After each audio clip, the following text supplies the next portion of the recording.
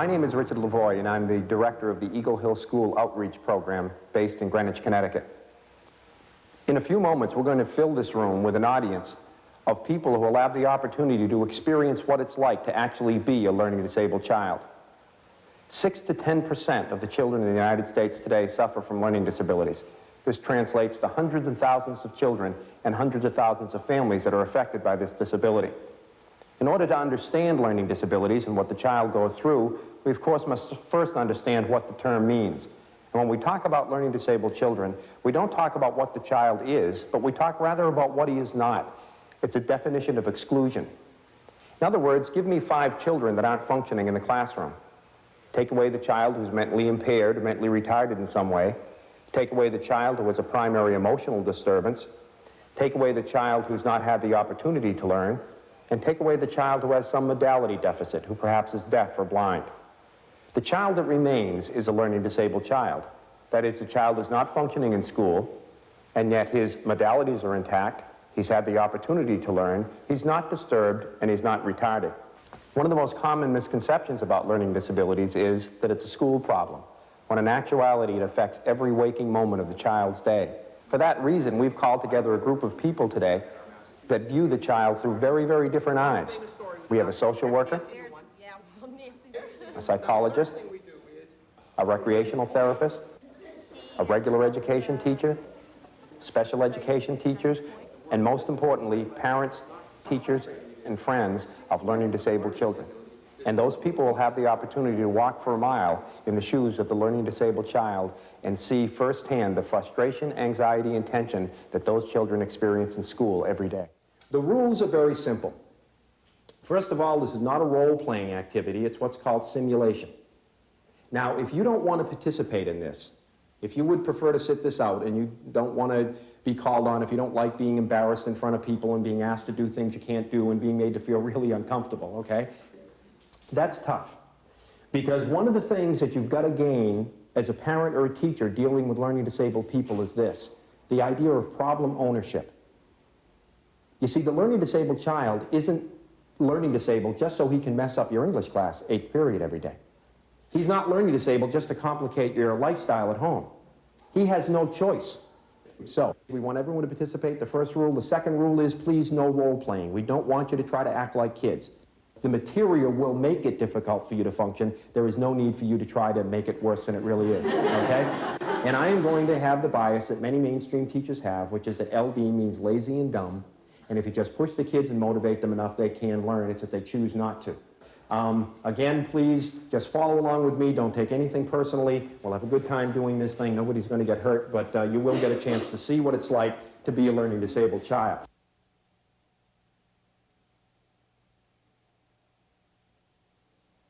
What color is the booklet, Carol? Blue.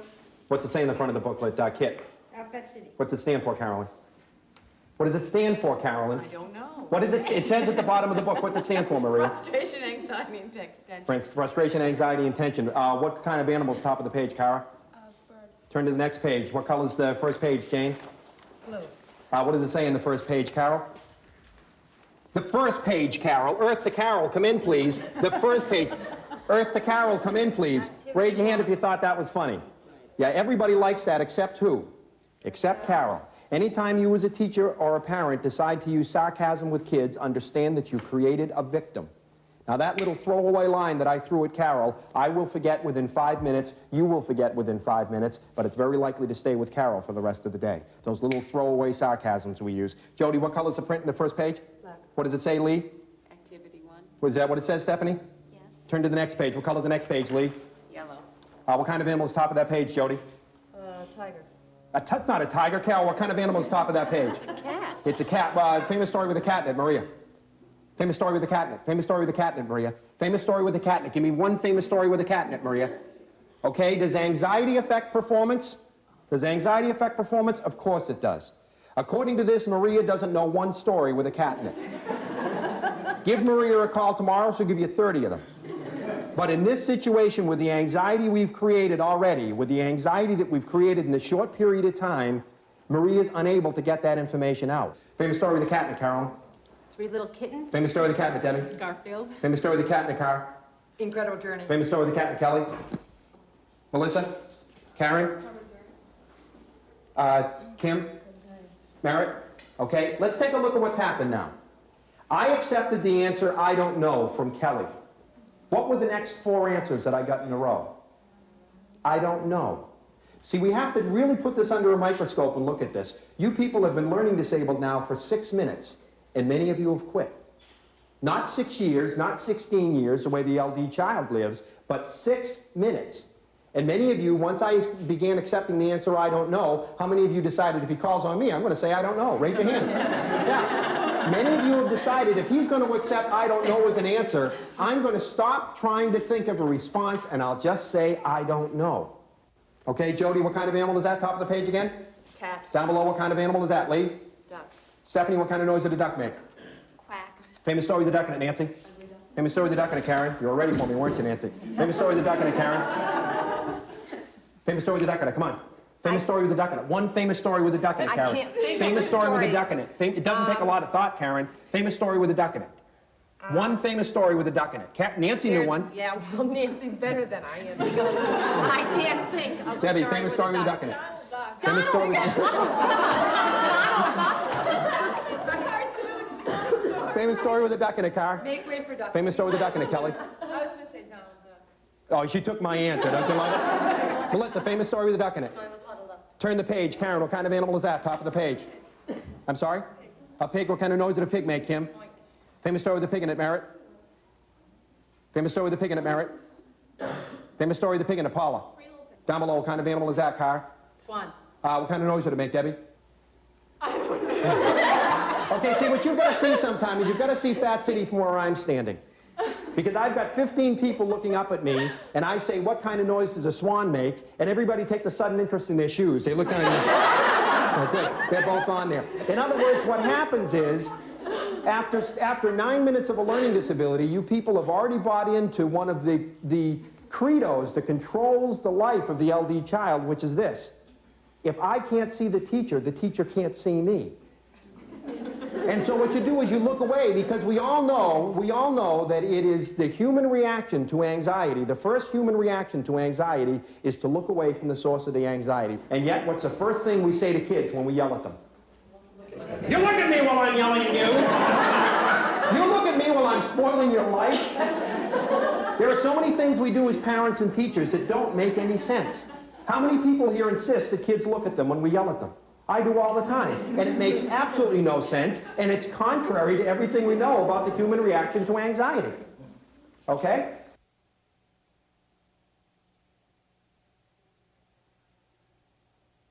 Turn the page, top of the page, Karen, what kind of animal is that? Oh, a horse. What kind of noise did it make, Debbie? Nay. Famous story with a horse in a car. Black Stallion. Famous story with a horse in it, Kelly. Black Beauty. Melissa, famous story with a horse in it. They did both. They took both my answers. Karen, famous story with a horse in it. Kim, famous story with a horse in it. Come on. Black Beauty. Famous story with a horse in it. Merritt. Black Beauty. What kind of animals down below, bottom of the page, Kelly? A camel. Okay, just keep the books right where they are. Let's talk for a second. What about the pace of the class? Too what? Too what? Too fast. Okay, now this is important to understand as a mainstream teacher particularly. Learning disabled kids have a difficult time processing the language. As a result of that, if I ask a group, a mainstream classroom, 4th grade class with some learning disabled children and some non-disabled children, and I say, would you please tell me who was the first president of the United States? The non-LD children are processing an answer. The learning disabled children have to process what?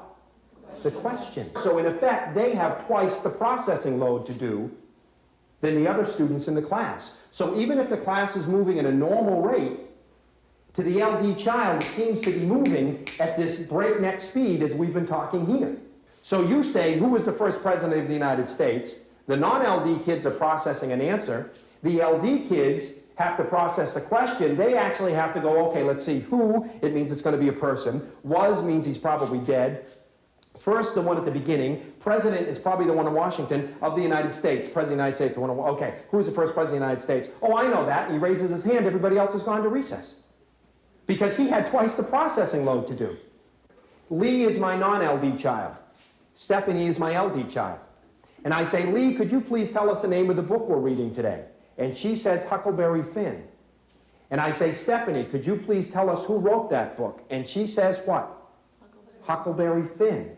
How many times does that happen to you in the classroom? Why? Because what happens is Stephanie is so busy processing the first question that she misses the fact that Lee responded to it, misses the fact that I asked the second question, and responds to the last question that she processed. But of course, what happens in a typical classroom? What's the name of the book we're reading, Lee? Huckleberry Finn. Good. And Stephanie, who wrote it? And she says Huckleberry Finn. The whole class laughs, and we say, Stephanie, leave the room. You've disrupted my class for the last time. Now, that teacher would not punish Stephanie for being unable to read or unable to do math because she understands a learning disability. And yet the child will be punished for having a processing difficulty, and all of those problems are caused by the same thing, which is this inability to process language. So as a teacher, what do you do about that? There are some techniques you can use. Let me show you one very quickly. Stephanie's the LD child in the classroom. What I do is I take Stephanie aside sometime when no one else is around. Just Stephanie and myself. And I sit down and I say, Stephanie, you're having trouble with my lectures, aren't you? Yes, I am, Mr. Lavoie. You talk so fast. Well, as a matter of fact, Stephanie, I don't talk too fast, but it seems that way to you. So here's what we're going to do. We're going to make a little deal. Because I'm sure not only is it difficult for you to process, but you're also nervous that I'm going to call on you. Yeah, I'm so nervous you're going to call on me that I lose track of what you're saying and it makes it worse. Here's the deal we're going to make, Stephanie. I will never call on you unless I'm standing in front of your seat. So while I'm over here lecturing, you take all of your energy and you put it into concentrating on the lecture and understanding and processing the lecture, and don't worry, I won't call on you. So the next day I come into class and I'm standing over here and we're talking about the War of 1812 and I'm throwing questions at Maria and at Kit and at Jody and at Kara, and then I look over at Stephanie and I kind of move over in front of her desk and I say, and Stephanie, maybe you could tell us who the president was during the War of 1812. And she answers the question, I say thank you and move away. No one else knows that that went on. And of course what I do is I ask her questions I know she can answer, and eventually I'll be over here lecturing and you begin to see her hand goes up because now she understands that she can survive this experience called volunteering in school. The most common misconceptions about learning disabled children is this. He's very distractible. He has no attention span at all. Using the terms distractible and attention span interchangeably, when actually those are two completely different children. You see, the child with no attention span pays attention to nothing. The child who's distractible pays attention to everything. The learning disabled child is distractible. In other words, he can't focus anything out. So he might be sitting there listening to me talk, and he's interested in what I'm saying, but he's equally interested in my shoes, in my watch, in the fact that his shoes are too tight, in the picture of the Indian behind me. He can't focus anything out. Everything gets his attention. And the same thing happens with oral language. They can't focus that kind of thing out because of the processing deficit. Imagine going to school every day where things seem to be going as fast as we've been going now. No wonder they come up with those strange stomach aches before they go to school in the morning.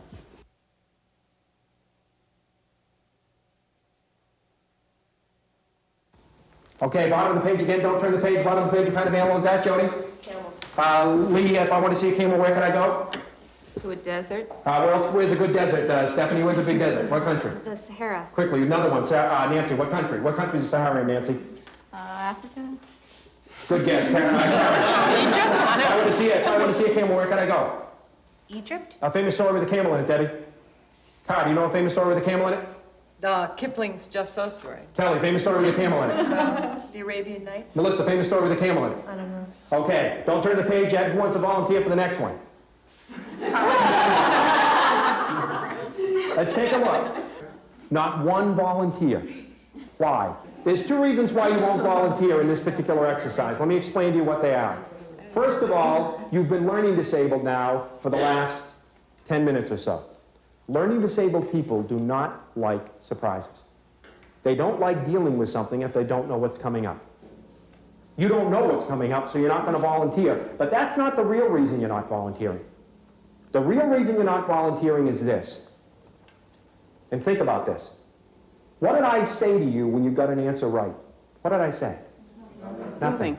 No reinforcement, no recognition, no reward. I never told anyone it was a good answer. I never responded positively to one response that I got. What did I say when you couldn't get an answer, when you couldn't think of something or you made a mistake? What did I say then? Had plenty to say then, didn't I? You see, what you've learned in 10 minutes is what the learning disabled child has learned in his school history, and that is this. You're sitting there thinking, why should I play with this guy? Why should I play this game? Because based on what I've seen, if I get the answer right, he's not going to say anything. And if I get it wrong, he's going to embarrass me. So why should I volunteer? You see, what I've done is knocked all of the risk-taking out of you. When we deal with learning disabled adults, we find their most common problem is they won't take chances. Because all of the risk-taking was knocked out of them in their early years. Because you've learned that if you get the answer correct, I'm not going to give you any reinforcement. You're thinking, what's the best that can happen? The best that can happen here is that I get the answer correct and he won't say anything. But the worst that can happen is I get it wrong and he's going to embarrass me. So I'm just going to sit here. I'll respond if he calls on me, but there's no way I'm going to volunteer.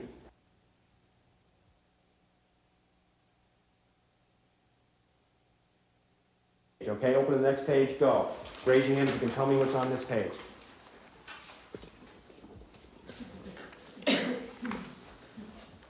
Just look at your own books. Look at your own books, please. You know what that is, Elaine? Yes or no? Yes or no? Do you know what it is? Yes or no? Just yes or no answers. Do you know what that is, Tom? Yes or no? Yes. You know what that is, Carol? Yes or no? Possibly. Do you know what that is, Stephanie? Yes or no? Yes. You know what that is, Karen? Yes or no? Yes or no, Karen? No. Debbie, do you know what that is? Yes or no? Okay? Let's work with Debbie here, okay? Let me show you what happens with the learning disabled child in the classroom when he's unable to perceive. There's basically 4 things the teacher does when the child cannot perceive something. Here's the first thing the teachers do. Each one is a little bit sillier than the one in front of it. Here's the first thing the teachers do. Debbie, tell me what that is. Debbie, look at it. A rock. Debbie, look at it. Here it comes. Debbie, look at it harder. See, I don't know what that means. I've had teachers for years tell kids to look at something harder. I have no idea what that means.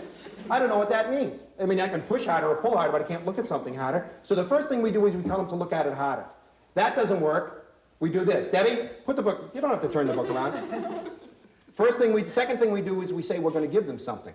Debbie, would you please tell me what that is? Tell me what that is, and you can be first in line for recess. Did that help?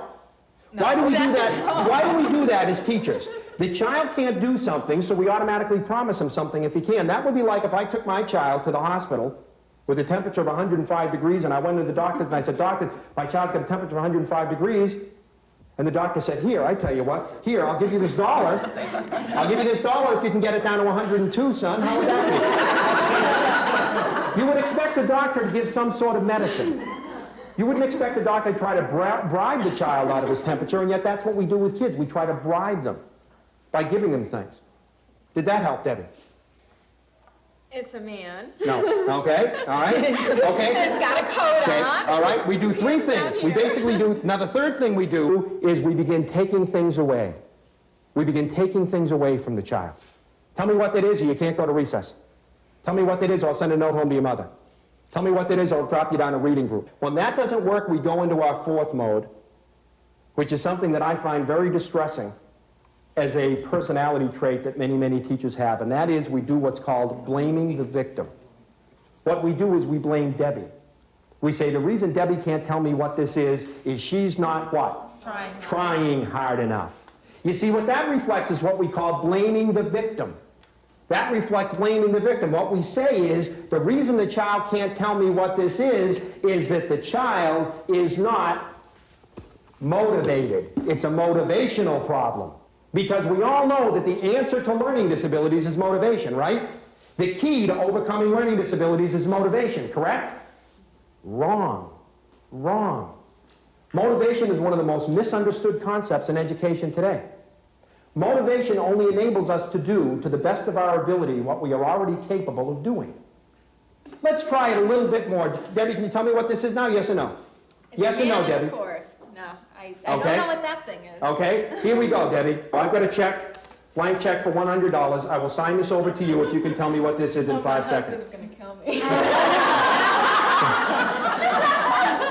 5, 4, 3, 2, 1. 5 more seconds for $100. 5, 4, 3, 2, 1. Was Debbie motivated? Was Debbie motivated? Could she do it? No. Because you see, learning disabilities has very little to do with motivation. What it really has to do with is perception. Perception. You see, you can all see this picture, but you can't perceive it. Here's what I'm going to do. I am now going to give you some direct instruction. Once I tell you what this is, about half of you will automatically get it, and you won't understand why you couldn't see it in the first place. The rest of you will need a little extra help, and that's okay too. There'll also be some of you who'll say, oh yeah, I know what that is, but you really don't. Don't do that, okay? Don't do that. Try, you really want to, once you see it, it's like turning on a light in a dark room. But this is a classic picture that illustrates the difference between vision and perception. You can all see it, but you can't bring meaning to it until I teach you what it is. And this activity is done to demonstrate that what the LD child needs is a teacher. He needs a teacher, not necessarily all kinds of commercial software. What he needs is a teacher to give him this direct instruction, because once I give you this direct instruction, you will be able to see this perfectly clearly. What you have in front of you is a photograph, a poor quality photograph, but the photograph of the face of a cow. The cow's looking directly in your face. Raise your hand if you cannot see it. I'll come around and show it to you. Raise your hand if you can't see it. Face of a cow. Oh my God. Okay. All right. All right. Anybody over here not see it? Anybody not see it? Nancy? Face of a cow. Okay, all right. Over here, anybody not see it? Tom, can you see it? Let me do Carolyn. Carolyn? It's the face of a cow. Okay, all right. Elaine? Face of a cow. Okay, anybody back here? Susan, Ann, Rita, Tom? Anybody not see it yet? Does anyone not see it?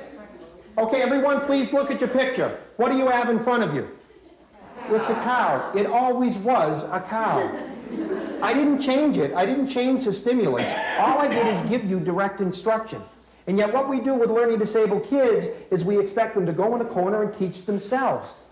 Or we assign them to the nearest intern or teacher aide or volunteer grandmother that we have. What they need is trained, experienced teachers. Once I taught you what this was, you had a little difficulty perceiving it. But you see, this doesn't really capture the experience of the LD child for this reason. No one in this room could do this. The real experience of learning disabilities is being the only person who can't do it. The other kids open up their books and they get to work, and the poor LD child sits there and thinks, what's everybody doing? I don't understand what this is. I can't understand this. Well, how can everybody get to work right away? See, that's the real experience of being learning disabled, is being the only one who can't do it.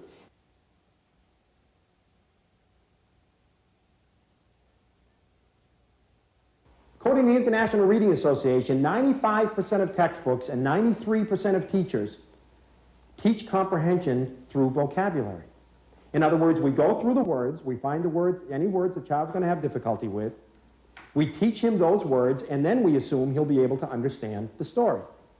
The bias behind that, or the theory behind that, is if you understand every word in a paragraph or in a passage, you can understand the passage. Is that true? Let's take a look, okay? Let's look at that column of words, those 3 columns of words. Any words that you've never seen before? Tom, any words you've never seen? No. Ann? Tom? No? Kara? Kit, any words you've never seen before? Maria? No. Can I then make the assumption that you understand every word that's listed here? Can I? Sure I can. Therefore, can I further make the assumption that if I give you a paragraph that contains these words and only these words, you'll be able to understand the paragraph? Can I make that assumption as well? 93% of teachers do. Let's give it a shot. When I say go, we're going to open to the next page, and you're going to follow along while I read a paragraph that contains those words and only those words. And then we'll have a little quiz on it afterwards. Okay? Turn the page, please, and follow along while I read. It says, if the known relation between the variables consists of a table of corresponding values, the graph consists only of the corresponding set of isolated points. If the variables are known to vary continuously, one often draws a curve to show the variation. Stephanie, is that okay with you? Sure, I agree. Nancy, you agree? Sure. Karen, would you like to take a quiz on that? Debbie? Car? No. Raise your hand. I promise I won't pick on you, but raise your hand if you do understand what this paragraph means. I promise I won't pick on you, but raise your hand if you do. Merritt, what's your academic background? Engineer. Mathematics. Okay? You see, comprehension has much more to do with background than it does with vocabulary. Merritt is able to understand it not necessarily because he's any brighter than any of us, but his background in his... particularly today, right, Merritt? His background in his training has enabled him to understand this. That's what comprehension is about, not vocabulary. We cannot assume that because a person understands every word in the passage, he can understand the passage. Now, keeping that thought in mind, everybody in the back of your book has a little sheet of paper. Pull that sheet of paper out. And I want you to read silently while I read.